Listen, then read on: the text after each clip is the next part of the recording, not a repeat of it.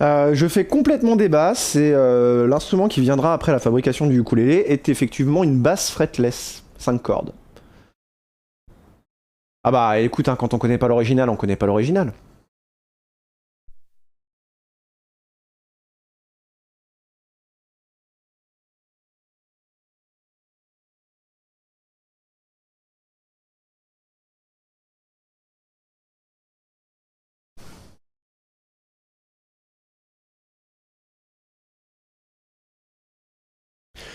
Merci à Johnson Boulbega. Boulbega, à mon avis, c'est quelqu'un qui a joué Ah,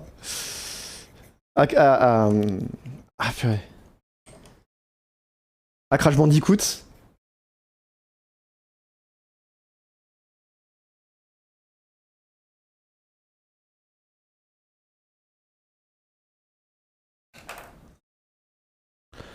Let's go. On va prendre la planche.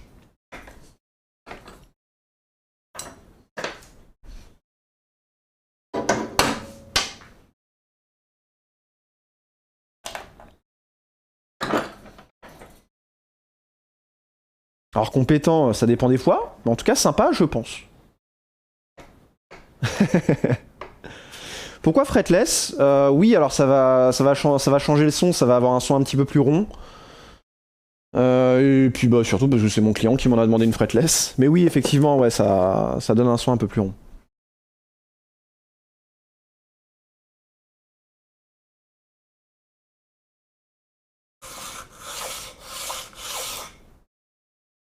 Ils ont dit que j'étais sympa. Après, ouais, faut connaître les positions. Je vais lui mettre quand même des repères sur le fretboard. Je crois que c'était ça qu'on avait convenu, d'avoir quand même des repères sur le fretboard.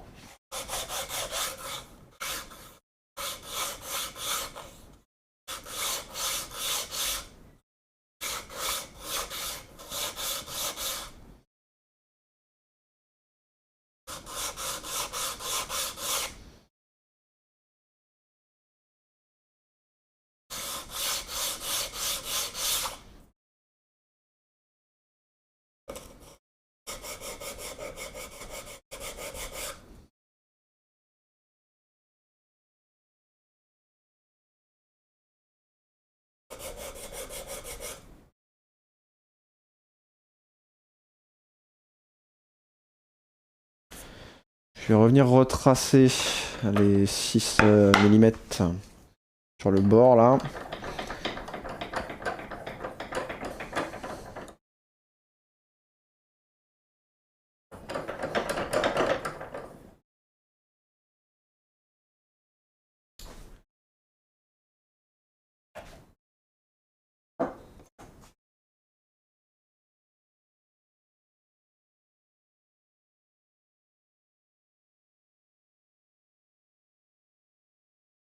Ouais, il manque vraiment pas grand chose, hein. Je vais pas pouvoir le retracer.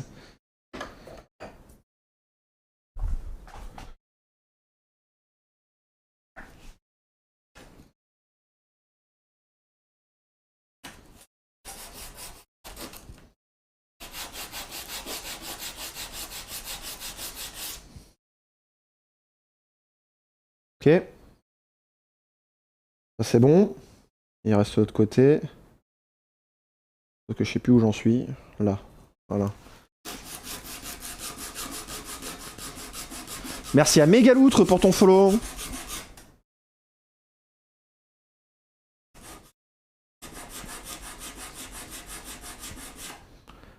La marque de Tosina Basile, non.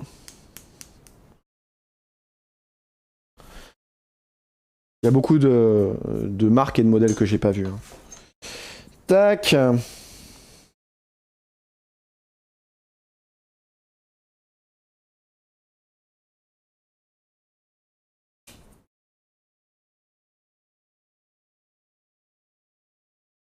C'est tout mignon. Ça sifflote la chanson. Pi, pi, pi, pi. Je coupe ça à la sciage en tournée et on a 2 jolis barrages. Salut la fille.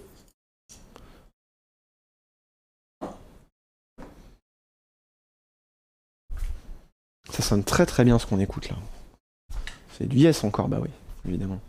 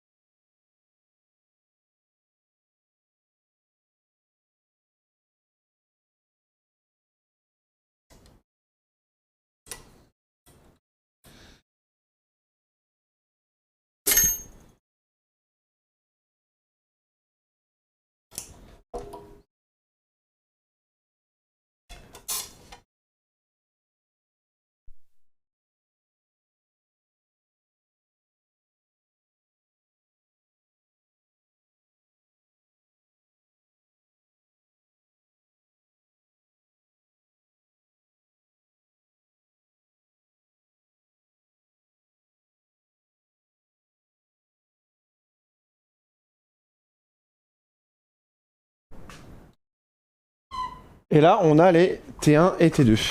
Donc ce qui fait que ce T1 nul là, on va le jeter.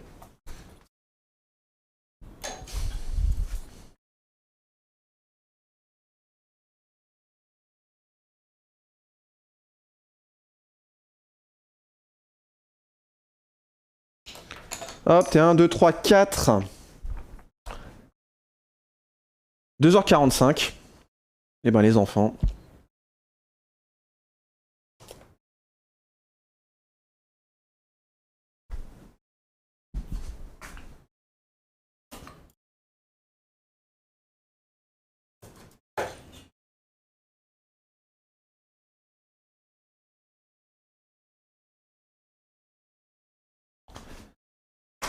C'est l'heure de raconter une guitare. Et on va raconter l'histoire de la guitare 288.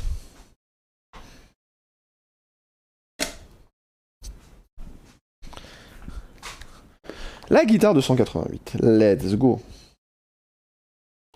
On l'a déjà vue, mais c'est pas grave. Elle est assez bizarre et particulière. C'est une guitare de 62 qui s'appelle la Vox Phantom. Regardez-moi cette bizarrerie. Auto-guitare, s'il vous plaît.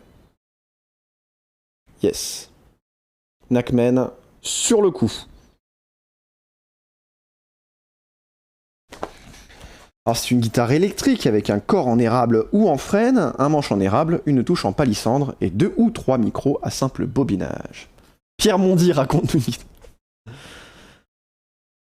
Bah t'es en cooldown parce que Nachman il a fait avant toi. Fondée à la fin de la Seconde Guerre mondiale, la Jennings Organ Company se fait une réputation avec l'Univox, un clavier électrique proche du célèbre Clavioline, un instrument Telstar. La marque Vox apparaît en 1958 avec l'AC15 qui fait un tabac. Un an plus tard, l'emblématique Vox AC30 est présentée avec une gamme de guitares électriques bon marché, construite par un fabricant de baffles dans l'Essex en Angleterre. Le fondateur Tom Jennings a d'autres ambitions et demande au London Design Center de lui proposer une nouvelle forme à commercialiser. L'étrange design pentagonal est alors baptisé Phantom. Les premiers modèles sont fabriqués au Royaume-Uni, puis on délocalise la production en Italie, dans l'usine Echo. La Phantom est proposée en plusieurs configurations, avec 2 ou 3 micros à simple bobinage, des mécaniques ouvertes et un chevalet copié sur le Tune-o-matic de Gibson. En option, on peut ajouter un kit vibrato de style Bixby, conçu par Jennings. Il existe aussi des modèles stéréo à effet intégré, comme la 12 cordes présentée ci-contre, qui peuvent être câblés à plusieurs pour obtenir des effets de spatialisation complexes.